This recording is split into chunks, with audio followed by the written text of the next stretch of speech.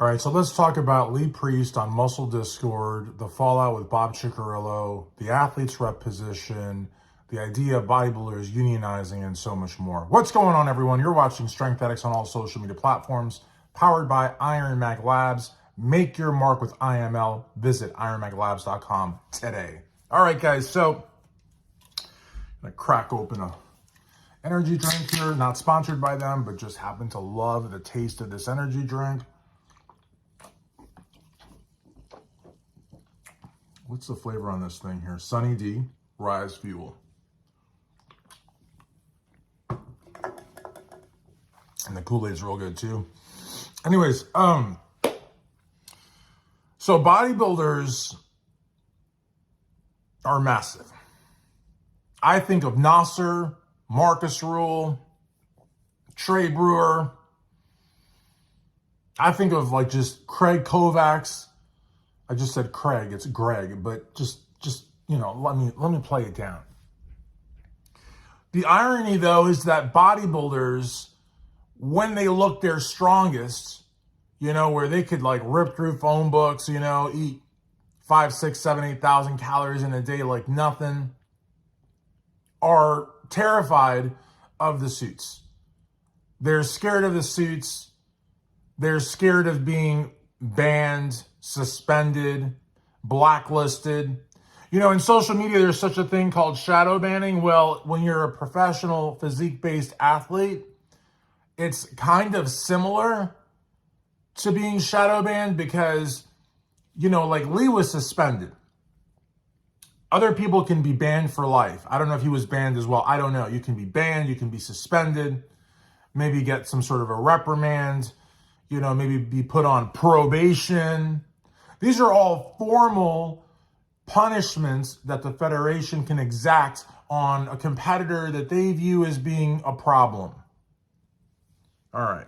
So we talked about that, right? But then there's like the idea, and I use shadow ban because we're in a social media age. And because a lot of us have pages, all of us have. If you don't have a page, you can't watch this on YouTube or on, well, maybe on YouTube, but not on Instagram. You can't, I don't think, can you? I don't know. I think like 99.9% of people that are on Instagram have an Instagram account. I don't think that you can just watch Instagram and not be registered with Instagram. So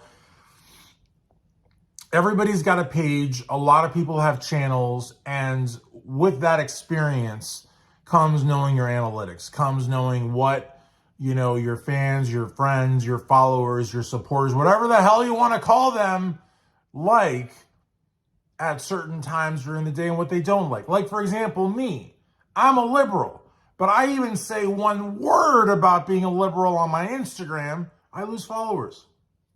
I lose people that say, you know, you were there for me when I was about to sit on the railroad tracks and I could hear the train coming, but it was your words that made me get out from that lawn chair, unduct tape myself from it, and walk away and live so that I could be a father and a husband. Oh shit, you support Kamala Harris? I don't like you anymore, motherfucker. I'm not following you anymore. You're dead to me.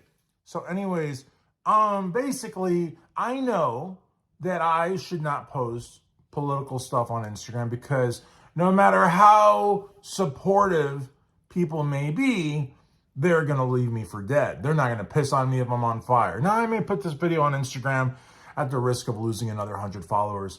When you've got 10,000 followers, that's a huge gamble. So, but in any event, do you really want followers like that? Am I sponsored by Iron Mag Labs because I have 10,000 followers? Or would they care if I had 5,000 followers? Or do they sponsor Strength Addicts because I'm me and this is Strength Addicts and I don't give a fuck, you know? So the bottom line is though, that's a huge tangent, but what I'm saying is think of shadow banning, right?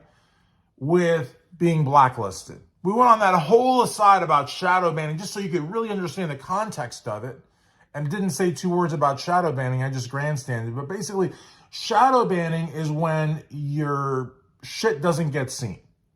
You're posting stuff and your own followers and friends don't see it. Like you're basically like a shadow, like an afterthought.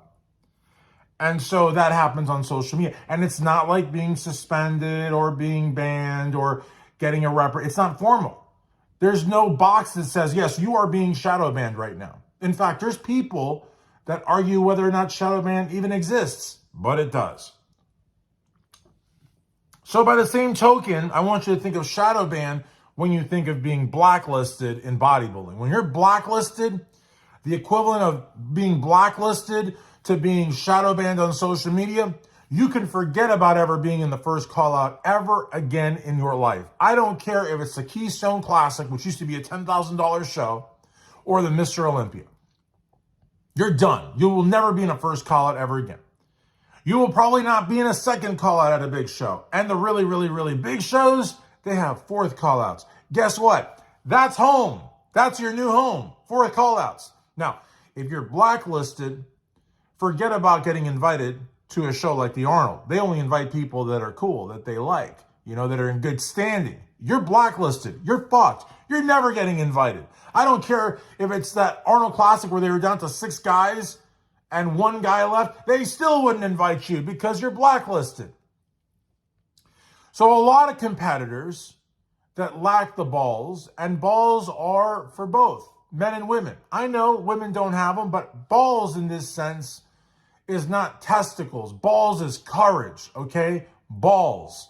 And a lot of the competitors that lack the balls of Elite Priest or of a Sean Ray and Bob Cicherillo because they were also pushing for a union, pushing for collective bargaining rights. The problem is that they became part of the institution. They still have their beliefs, but I don't put them in the same category as Elite Priest. But they've got balls too. They've got balls too. They're trying, I think they're trying to bring about some change and some benefit for the athletes from that side. Whereas Lee is still on the side that appears to be the more ballsy. He's not the athlete's rep. He doesn't work for Jake Wood. He wasn't in charge of Digital Muscle. He's a bodybuilder's bodybuilder that's been banned, that's been wronged, that's been disrespected, and there he is still fighting for what he believes in, whatever that may be.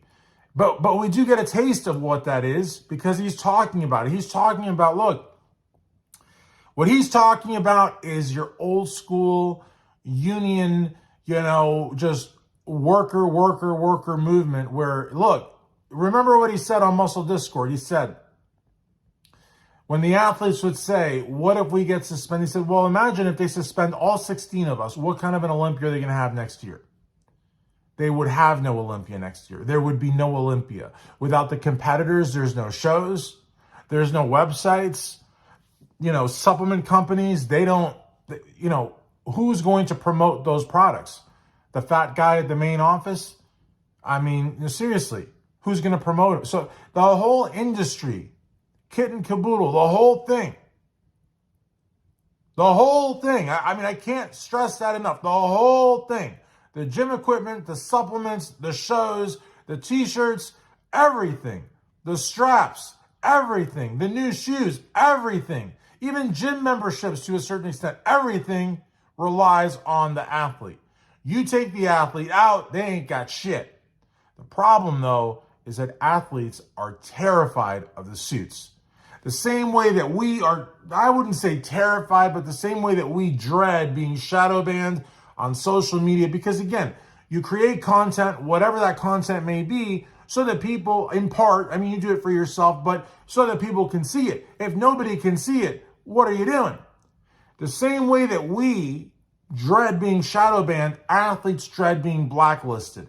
But with them, it's worse. Because I don't make my living on Strength Addicts. I make $2,000-3,000 extra dollars a month. It's great additional income. It's great supplemental income. I don't survive on what I make with this. I have the luxury of doing more or less what I want. More or less. PJ Braun taught me that lesson. When you've got a sponsor, you've got to be mindful of your sponsor. So I can't do really anything I want to do, but I can do a lot of what I want to do. And it doesn't really affect, my livelihood. But then again, I don't know what it's like to be a professional bodybuilder. When bodybuilding is what pays the bills, pays the mortgage, pays your school's tuition for your kids, pays for the cars, pays for everything, You can't, and I hope that Lee understands that, and I think that he does. I think that he does, because it's not just a question of, okay, we'll suspend all of us, you know? We'll see what happens next year. I know that he's aware of that because he himself is a professional bodybuilder and probably funded most of his life with professional bodybuilding. Maybe not the whole way through because he does other things, but maybe at portions of his life. So there's a lot to lose for the athlete. So I don't want to paint the athlete as being like this, you know, this eunuch of sorts, you know, this you know, shell of a man or whatever, because they're not cowards. I think that that's also, I think sometimes, you know, Lee maybe gets caught up in the, you know, in sort of the rhetoric, but I know that he understands that these guys are not cowards, but he wants them to step up. I want them to step up. At one point in time, Bob and Sean wanted them to step up, but the fact is that they won't. So that's why, you know, I really love the interview that Muscle Discord did with Lee Priest. It's amazing. Check it out. I love the interview they did with Bob Cicherillo. I love that Matt didn't say to Bob, you don't do anything. Matt said to Bob, a lot of people say that you really don't do anything. And of course, Bob's been hearing it.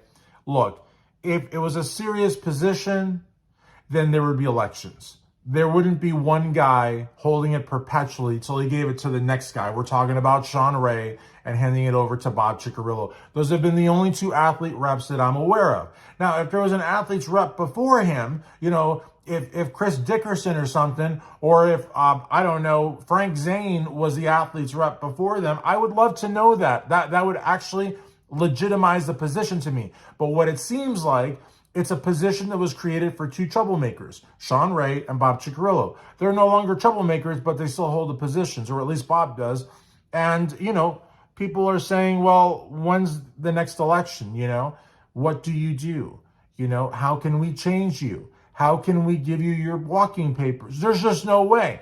And that's why I put out a story at Strength Addicts with the question by Muscle Discord, should the IFBB Pro League, you know, change the athlete's rep or keep the athletes, I don't know, but something like that. And I just created a third box and it says, they don't care. And I checked that. They don't care.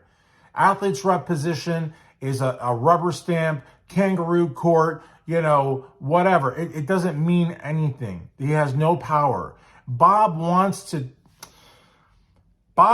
make the world feel like he's important, not because he's trying to do right by the federation, not because he's trying to do right by the title of athlete's rep, but because he wants to save face. If he gets a position that does nothing, has no power, he looks like a Dunsky. You know what I mean? He looks like a shill.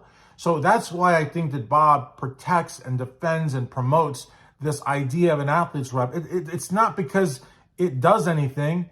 You know, look, where's your letterhead, Bob? Show us your athlete rep letterhead, Bob. Show us your athlete rep business card, Bob. Bob, where's your athlete rep website, Bob? Where's the P.O. box that goes to the athlete's rep, right? Don't you legally have to have some sort of physical address? Where is that, Bob? And watch, I'm just doing it so Bob will race over to Office Max and get a card made and a letterhead made and go to UPS and get a P.O. box, you know, and get a website and backdate some posts like 5 or 6 years so he can say, look, that's where it is. P.O. Box 3460, Rochester City, Rochester, New York. Offices of the Athlete's Representative.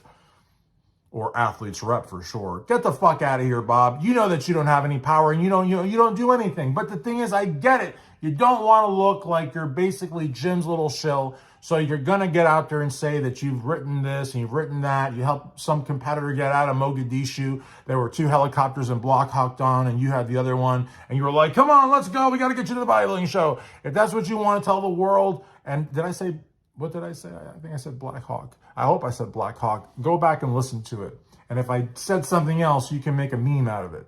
Because I don't want to be putting out that kind of content here. You know what I mean? Especially, anyways, Bob, back to you and doing nothing. Listen, I get it.